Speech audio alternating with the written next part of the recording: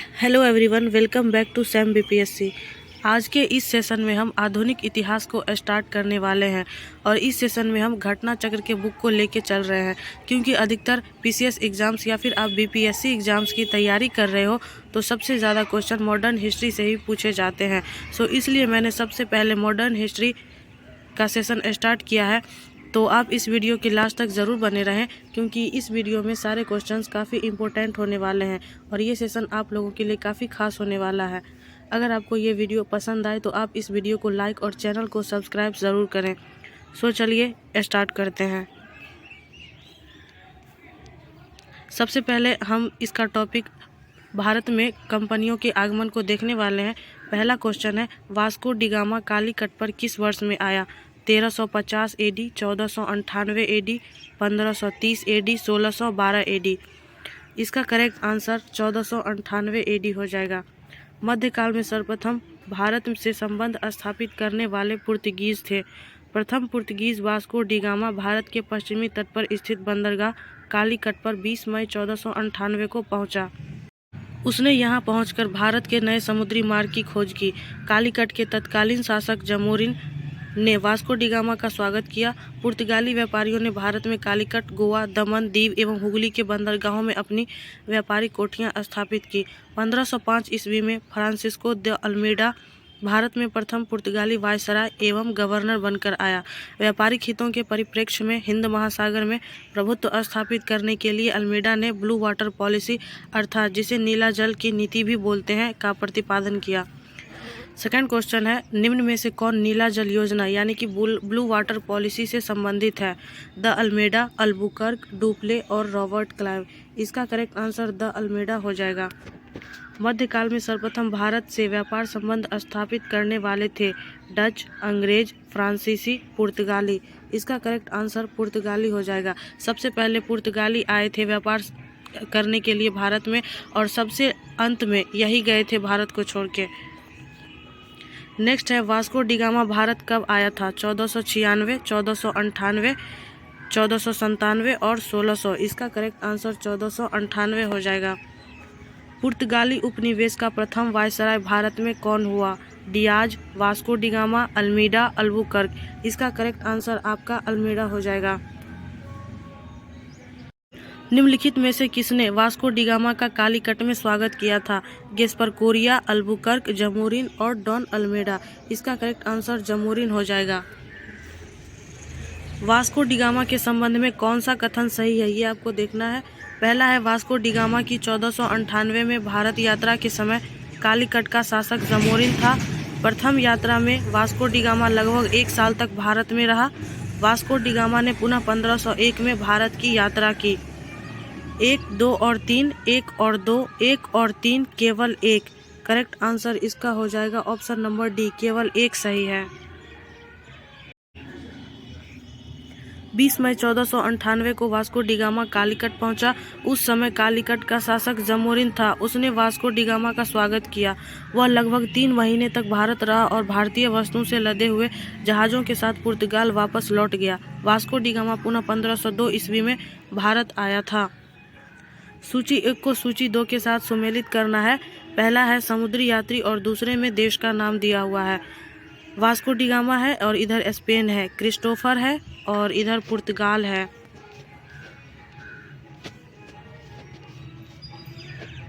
Captain cook Holland और Tasman और great Britain. इसका correct answer option number B हो जाएगा। पुर्तगाली यात्री वास्को डी गामा ने भारत के मार्ग की मूलतः इटली निवासी तथा स्पेन द्वारा वित्त पोषित यात्री कोलंबस ने अमेरिका की, ब्रिटेन के कैप्टन कुक ने ऑस्ट्रेलिया की तथा हॉलैंड के एबल तस्मान ने वान डीमंड लेस तथा न्यूजीलैंड की खोज की थी। फिर से है अगला क्वेश्चन, मिलान करना है। Alphonso D Albuquerque, Nuno da Cunha, Pedro Alvares Cabral, Francisco de Almeida. पुर्तगाली हेडक्वार्टर का कोचीन से गोवा बदला जाना। सितंबर 1500 में भारत आगमन। Blue water policy. 1510 में गोवा पर आधिपत्य। इसका करेक्ट आंसर आपका ऑप्शन नंबर बी हो जाएगा। अल्फांसो डी अल्बुकर्क ने 1510 ईस्वी में गोवा पर आक्रमण किया और उस पर अपना अधिकार कर लिया। नूनो दा कुन्हा ने 1530 ईस्वी में पुर्तगाली हेडक्वार्टर को कोचीन से गोवा स्थानांतरित किया। सितंबर 1500 में पेड्रो अल्वारेज कैब्राल का भारत में आगमन हुआ। 1505 में फ्रांसिस्को डी अल्मेडा को भारत का पहला पुर्तगाली गवर्नर एवं वायसराय बनाया गया। उसकी नीतियों को ब्लू वाटर पॉलिसी कहा जाता था, क्योंकि उसका मुख्य उद्देश्य हिंद महासागर क्षेत्र में अपना प्रभुत्व स्थापित करना था। नेक्स्ट है सूची 1 को सूची 2 के साथ सम्मिलित करना है। खोजकर्ता है और सेकंड में जन्म स्थान दिया हुआ है। Christopher Columbus, Jacques Cartier, Sir Francis Drake, Ferdinand Magellan. पुर्तगाल, यूनाइटेड किंगडम, इटली, फ्रांस। इसका correct answer option number A हो जाएगा। करेक्ट आंसर इसका ऑप्शन ए हो जाएगा। क्रिस्टोफर कोलंबस इटली इसका जन्म स्थान था। जैक्स कार्टियर का जन्म स्थान फ्रांस था। सर फ्रांसिस ड्रेक का जन्म स्थान यूनाइटेड किंगडम था और फर्डिनेंड मैगलन का जन्म स्थान पुर्तगाल था।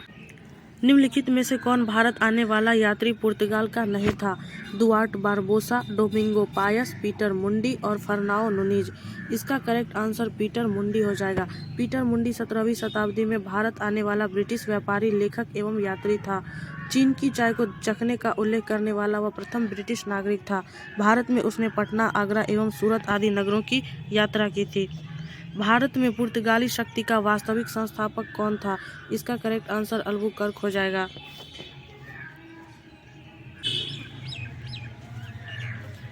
भारत में यूरोपीय शक्तियों के प्रवेश के संदर्भ में निम्न में से कौन सा कथन सही है? पुर्तगालियों ने 1499 में गोवा पर कब्जा किया। अंग्रेजों ने अपना पहला कारखाना दक्षिण भारत में मछलीपट्टनम में लगाया। पूर्वी भारत में अंग्रेजी कंपनी ने 1633 में उड़ीसा में पहला कारखाना लगाया। डुप्ले के नेतृत्व में फ्रांसीसियों ने 1746 में मद्रास पर कब्जा किया। इसका करेक्ट आंसर पुर्तगालियों ने 1499 पर गोवा पर कब्जा किया था। ये गलत है।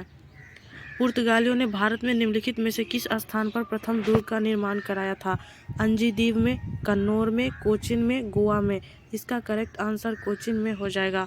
पुर्तगालियों के भारत में दुर्ग का निर्माण अल्फांसो दी अल्बुकर्क द्वारा 1503 ईस्वी में कोचीन में कराया गया था। किन यूरोपियों ने भारत में प्रथमतः सामुद्रिक व्यापारिक केंद्र स्थापित किए? अंग्रेज, फ्रांसीसी, पुर्तगाली, डच। इसका करेक्ट आंसर पुर्तगाली हो जाएगा। यूरोपीय शक्तियों में सर्वप्रथम पुर्तगाली भारत में सामुद्रिक व्यापारिक केंद्र स्थापित किए। भारत में प्रथम पुर्तगाली वायसराय फ्रांसिस्को द अल्मीडा ने 1509 ईस्वी में द्वीप पर अधिकार कर लिया। द्वीप पर अधिकार के साथ ही पुर्तगाली हिंद महासागर में सबसे अधिक शक्तिशाली हो गए। पुर्तगालियों ने हिंद महासागर से होने वाले व्यापार पर एकाधिपत्य स्थापित कर लिया तथा यहाँ से गुजरने वाले अन्य जहाज़ों से कर की वसूली की। बंगाल की निम्नलिखित फैक्ट्रियों में से एक जो पुर्तगालियों द्वारा स्थापित की गई थी वह कौन सी थी? बांदेल, चिंसूरा, हुगली, श्रीरामपुर। इसका करेक्ट आंसर हुगली हो जाएगा। पुर्तगाली गवर्नर नीनो दा कुन्हा, जो कि 1529 से 38 इसका समय काल था, ने मद्रास के निकट सेंट थोमी और बंगाल में हुगली में पुर्तगाली बस्तियां स्थापित कर भारत के पूर्वी समुद्री तट और पुर्तगाली वाणिज्य का विस्तार किया। 1534 ईस्वी में पुर्तगालियों ने बंगाल के शासक गयासुद्दीन महमूद शाह से सतगांव और चटगांव में अपनी फैक्ट्रियां स्थापित करने की अनुमति प्राप्त कर ली। इसके बाद संपूर्ण बंगाल में अनेक पुर्तगाली बस्तियों की स्थापना की गई। चटगांव, जिसे पुर्तगाली महान बंदरगाह के रूप में अभिहित करते हैं, उनके द्वारा प्रयुक्त किया जाता रहा, किंतु 16वीं सदी में सतगांव का पतन हो गया और उसका स्थान हुगली ने ले लिया। चिंसूरा में डचों ने गुस्तावुस किले का निर्माण कराया था। श्रीरामपुर डेनिश का प्रमुख केंद्र था। पांडिचेरी, जिसको वर्तमान में पुदुचेरी के नाम से भी जानते हैं, में निम्नलिखित कथनों पर विचार करना है। पांडिचेरी पर कब्जा करने वाली पहली यूरोपीय शक्ति पुर्तगाली थे। पांडिचेरी पर कब्जा करने वाली दूसरी यूरोपीय शक्ति फ्रांसीसी थे। अंग्रेजों ने कभी पांडिचेरी पर कब्जा नहीं किया। इसका करेक्ट आंसर ऑप्शन नंबर ए, केवल एक हो जाएगा। पांडिचेरी में सर्वप्रथम पुर्तगालियों ने अपना उपनिवेश स्थापित किया था। पांडिचेरी में इसके बाद डेन्स और डचों ने अपनी व्यापारिक कोठियां स्थापित की, जिसके बाद 1673 ईस्वी में फ्रांसीसियों ने यहां अपनी बस्ती स्थापित की थी।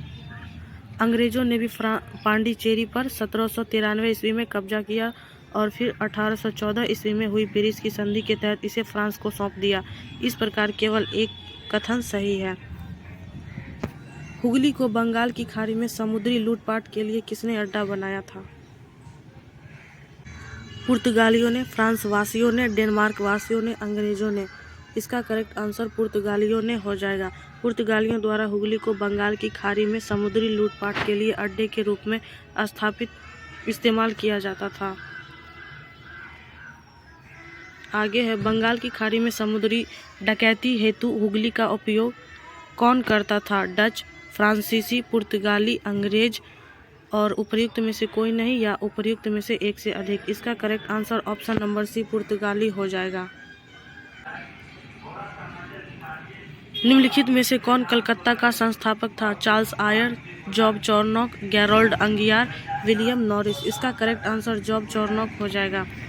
कासिम बाजार की फैक्ट्री के प्रमुख जॉब चॉर्नोक ने अंग्रेजों के व्यापार केंद्र के लिए हुगली के स्थान पर सूतानूती अथवा सूतनौती को चुना, जो कि कलकत्ता का एक स्थल है। उसे ही कलकत्ता का संस्थापक माना जाता है। हालांकि मई 2003 में दिए गए अपने निर्णय में कलकत्ता उच्च न्यायालय की एक खंडपीठ ने जॉब चॉर्नोक को कलकत्ता का संस्थापक न मानते हुए कहा कि कलकत्ता जॉब चॉर्नोक के आगमन से पहले अस्तित्व में था तथा इस पर आधार कलकत्ता का स्थापना 24 अगस्त 1690 दिवस भी नहीं माना जा सकता है। कलकत्ता किसने बसाया? John Surman, Vasco da Gama, Warren Hastings, Job Charnock. इसका करेक्ट आंसर जॉब चॉर्नोक हो जाएगा। निम्न में से किस स्थान पर भारत में प्रथम नगर निगम स्थापित किया गया था? कलकत्ता, मद्रास, बॉम्बे, दिल्ली। इसका करेक्ट आंसर मद्रास हो जाएगा। आधुनिक भारत में पहला नगर निगम 1688 ईस्वी में मद्रास के पूर्व प्रेसिडेंसी शहर में स्थापित किया गया था। भारत के साथ व्यापार के लिए सर्वप्रथम संयुक्त पूंजी कंपनी किन लोगों ने आरंभ की थी? पुर्तगाल, डच, फ्रेंच, डेनिश। इसका करेक्ट आंसर डच हो जाएगा। भारत के साथ व्यापार के लिए सर्वप्रथम संयुक्त पूंजी कंपनी 1600 ईस्वी में लंदन में स्थापित अंग्रेज ईस्ट इंडिया कंपनी थी। इसके बाद 1602 ईस्वी में डच संसद द्वारा पारित प्रस्ताव से एक संयुक्त डच ईस्ट इंडिया कंपनी की स्थापना हुई। विकल्प में ब्रिटेन न होने के कारण विकल्प बी सही उत्तर होगा। निम्नलिखित कथन में से कौन सा एक सही है? आधुनिक कोच्चि भारत की स्वतंत्रता तक डच उपनिवेश था। डचों ने पुर्तगालियों को पराजित किया और आधुनिक कोच्चि में उन्होंने फोर्ट विलियम्स का निर्माण किया। आधुनिक कोच्चि पहले डच उपनिवेश था जिस पर बाद में पुर्तगालियों का अधिकार हो गया। आधुनिक कोच्चि कभी भी ब्रिटिश उपनिवेश का भाग नहीं था। इसका correct answer option number B हो जाएगा। भारतीय इतिहास के संदर्भ में निम्नलिखित कथनों पर विचार कीजिए। डच लोगों ने पूर्वी तटीय क्षेत्र में गजपति शासक द्वारा प्रदान की गई जमीनों पर अपनी फैक्ट्रियां या गोदाम स्थापित किए। अल्फांसो द अल्बुकर्क ने बीजापुर सल्तनत से गोवा को छीन लिया था। अंग्रेजी ईस्ट इंडिया कंपनी ने मद्रास में विजयनगर साम्राज्य के एक प्रतिनिधि से पट्टे पर ली गई जमीन के एक प्लॉट पर फैक्ट्री स्थापित की थी। केवल 1 और 2, केवल 2 और 3, केवल 1 और 3, केवल 1, 2 और 3। इसका correct answer option number B हो जाएगा, केवल 2 और 3। डचों ने पूर्वी तट पर पहले कोचीन को पुर्तगालियों से छीना और बाद में आंध्रा और ओडिशा के तट पर अपनी फैक्ट्री स्थापित की, जो 17वीं शताब्दी की बात है, जबकि गजपति शासक का 16वीं शताब्दी में ही समाप्त हो गया था। अतः कथन 1 गलत है। 1510 ईस्वी में अल्बुकर्क ने बीजापुर सल्तनत से गोवा छीन लिया था। अतः कथन 2 सही है। अंग्रेजी ईस्ट इंडिया कंपनी ने विजयनगर के नायक से पट्टे पर जमीन लेकर मद्रास में एक फैक्ट्री की स्थापना की। अतः कथन 3 सही है।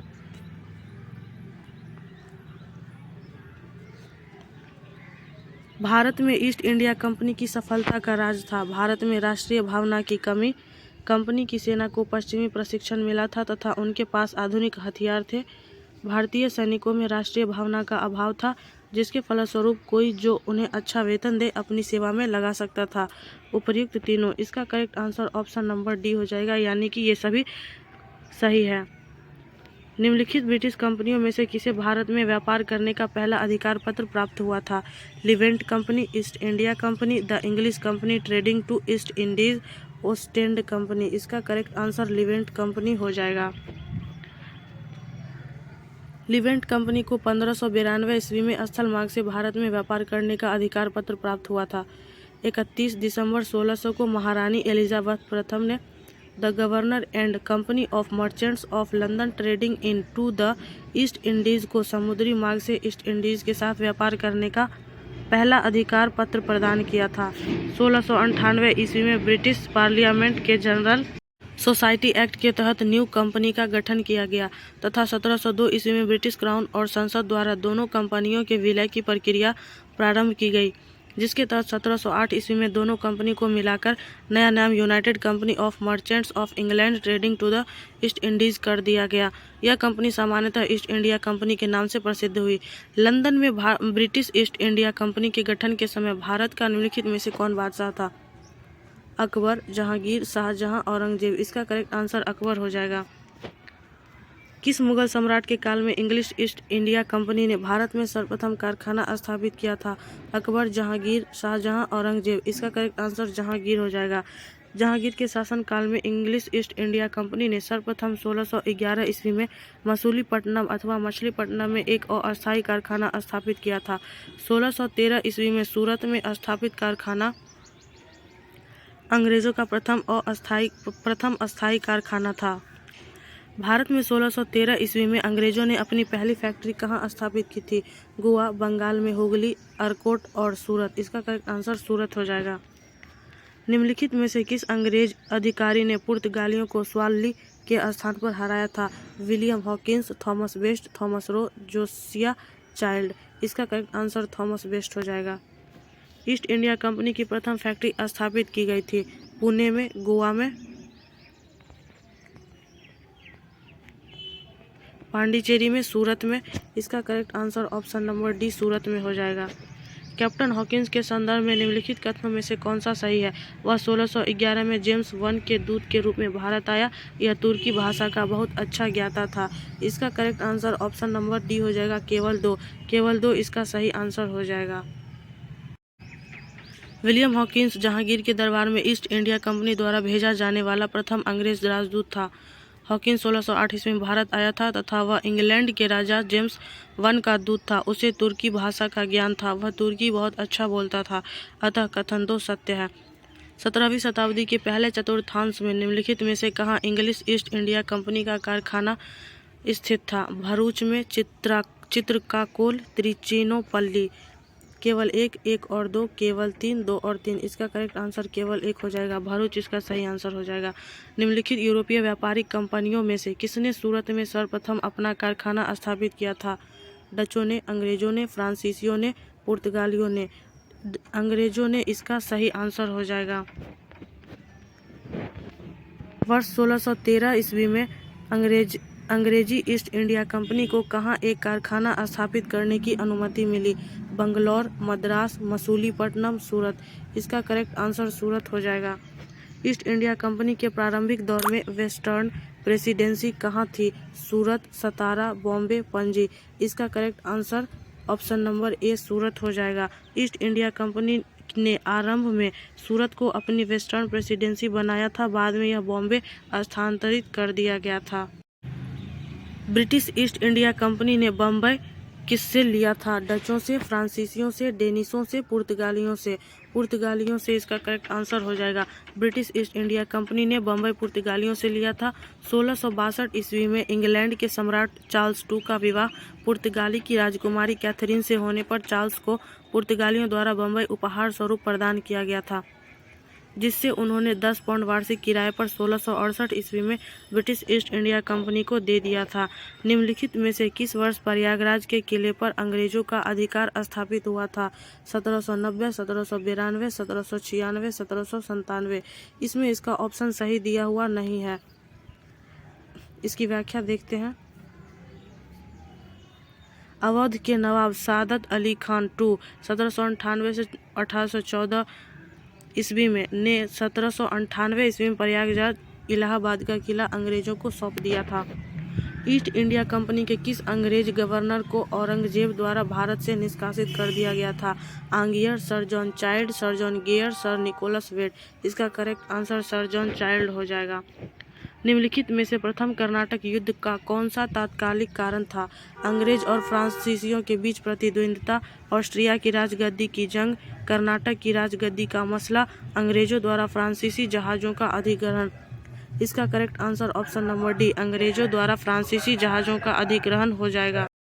कर्नाटक का प्रथम युद्ध 1746 से 48 ईस्वी, ऑस्ट्रिया के उत्तराधिकार युद्ध जो 1740 में आरंभ हुआ था, का विस्तार मात्र था। गृह सरकार की आज्ञा के विरुद्ध ही दोनों दलों ने 1746 ईस्वी में युद्ध प्रारंभ हो गया। अंग्रेज कैप्टन बर्नेट के नेतृत्व में अंग्रेजी सेना द्वारा कुछ फ्रांसीसी जहाज पर अधिकार कर लिया।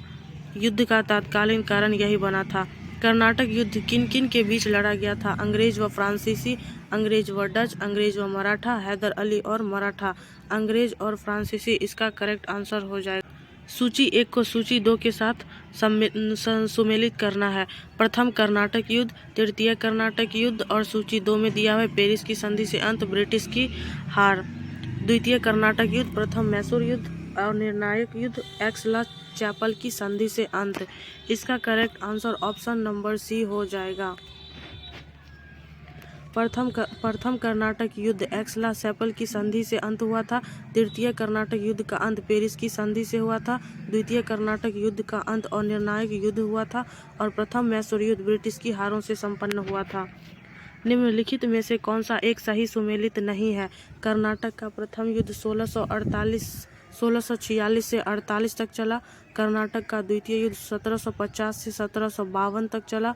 कर्नाटक का तृतीय युद्ध 1758 से 63 तक चला। पानीपत का तृतीय युद्ध 1761 तक चला था।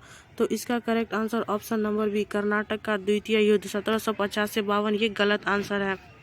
कर्नाटक का प्रथम युद्ध 1746 से 48 तक चला था, ये सही है। कर्नाटक का द्वितीय युद्ध 1749 से 54 तक चला था, इसका करेक्ट आंसर ये होगा। कर्नाटक का तृतीय युद्ध 1758 से 63 तक चला था और पानीपत का तृतीय युद्ध 1761 तक चला था। अंबूर का युद्ध के संदर्भ में क्या सही नहीं है? यह लड़ाई 1752 में लड़ी गई। इस युद्ध में मुजफ्फर चंदा साहिब और फ्रांसीसी सेना ने मिलकर अनवरुद्दीन का मुकाबला किया। इस युद्ध में अनवरुद्दीन की सेना को हार का सामना करना पड़ा। ऑप्शन ए है 2 और 3, 1 और 3, 1 और 2, केवल 1। इसका correct answer option number D, केवल 1 हो जाएगा। निम्नलिखित में से कौन सा प्रथम यूरोपियन व्यक्ति था जिसने भू क्षेत्र अर्जित करने के उद्देश्य से भारतीय राजाओं के झगड़ों में भाग लेने की नीति आरंभ की? Clive, Dupleix, Albuquerque, Warren Hastings. इसका करेक्ट आंसर डुप्ले हो जाएगा। डुप्ले ने पहली बार हथकंडे प्रयोग किए जो भारत को जीतने के लिए अंग्रेजों के मार्गदर्शक बने। डुप्ले प्रथम यूरोपियन था जिसने भू क्षेत्र अर्जित करने के उद्देश्य से भारतीय राजाओं के झगड़ों में भाग लेने की नीति आरंभ की। यह डुप्ले ही था जिसने पहली बार यूरोपीय सेना को भारतीय राज दरबार में भारतीय व्यय पर नियुक्त करवाया तथा जिसने पहली बार यूरोपीय हितों के लिए भारतीय राजनीति में हस्तक्षेप किया था तथा भारत में यूरोपीय साम्राज्य की नींव रखी। उसके बारे में जीबी मालेसन ने लिखा है कि उसकी योजनाओं का प्रभाव उसके जाने के बाद भी रहा। वह भूमि जिसे उसने अपनी सूझबूझ से जोता और उर्वर बनाया, वह क्षमता जो उसने दर्शाई, उसके लौटने के तुरंत बाद उसके प्रतिद्वंदियों ने उपयोग की और उससे अत्यधिक लाभ उठाया। नेक्स्ट क्वेश्चन है, भारत में फ्रांसीसियों ने अपना सबसे पहला कारखाना निम्न स्थानों में से कहाँ लगाया था? सूरत, पुलिकट, कोचीन, कासिम बाजार। इसका करेक्ट आंसर सूरत हो जाएगा। फ्रांसीसी ईस्ट इंडिया कंपनी संस्थापित हुई थी लुई 14वें के शासनकाल में, लुई 13वें के शासनकाल में, लुई 15वें के शासनकाल में, लुई 16वें के शासनकाल में। इसका करेक्ट आंसर लुई 14वें के शासनकाल में होगा। निम्नलिखित में से किसे भारत में फ्रांसीसी कंपनी का संस्थापक माना जाता है? रिसलू, मजारे, कॉलबर्ट, फ्रैंको मार्टिन। कॉलबर्ट इसका सही आंसर हो जाएगा। बंगाल में निम्न में से कौन सा कारखाना डचों ने स्थापित किया था? बंदेल, चिंसूरा, हुगली, श्रीरामपुर। बी और सी यानी चिंसूरा और हुगली इसका करेक्ट आंसर हो जाएगा। डच ईस्ट इंडिया कंपनी ने किस वर्ष अपनी फैक्ट्री पटना में स्थापित की थी? 1601, 1632, 1774 और 1651। ऑप्शन नंबर ई है इनमें से कोई नहीं या इनमें से एक से अधिक। इसका correct answer option number B 1632 हो जाएगा। डच ईस्ट इंडिया कंपनी ने किस वर्ष पटना में अपना कारखाना स्थापित किया? 1635, 1632, 1643, 1648। इसका करेक्ट आंसर 1632 हो जाएगा। निम्न डच कारखानों को उनके स्थापना वर्ष के साथ मिलान करना है, तो चलिए देखते हैं। बिमलीपट्टनम 1653, कराईकल 1645, कोचीन 1641, चिंसूरा 1663। इसका correct answer option number B हो जाएगा। बिमलीपट्टनम 1641 ईस्वी में और कराईकल 1645, कोचीन 1663, चिंसूरा 1653। फ्रांसीसी दक्कन में शक्ति आंदोलन स्थापित करने में असफल रहे क्योंकि डुप्ले सक्षम सेनापति नहीं था।